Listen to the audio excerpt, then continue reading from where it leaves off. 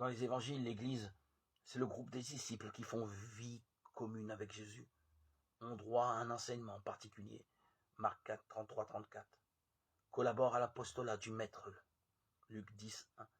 Ces disciples ne sont pas une élite, Marc insiste sur leur lenteur à croire, Marc 8, 14, 21.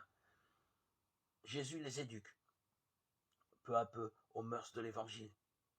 Prier le Père avec confiance, se donner totalement à la cause du royaume de Dieu, servir au lieu de se faire valoir, se pardonner les uns aux autres, aller chercher la brebis perdue, se contenter de ce que l'on a, affronter courageusement les oppositions.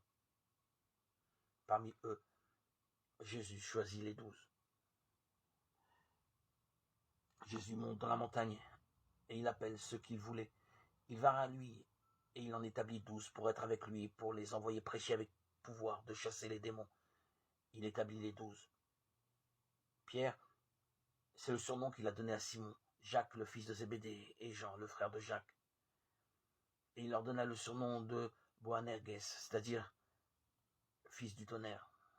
André, Philippe, Barthélemy, Matthieu, Thomas, Jacques, le fils d'Alphée, Thaddée, Simon le Zélote et Judas Iscariote, celui-là même qui le livra, Marc 3, 13, 20. Ce groupe des 12, aussi disparate que possible, est le noyau de la communauté des disciples.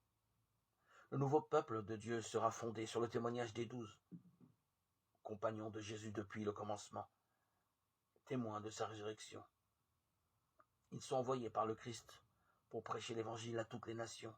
Actes 1, 21, 22, Luc 22, 28, 30, Matthieu 28, 16, 20, Apocalypse 21, 14.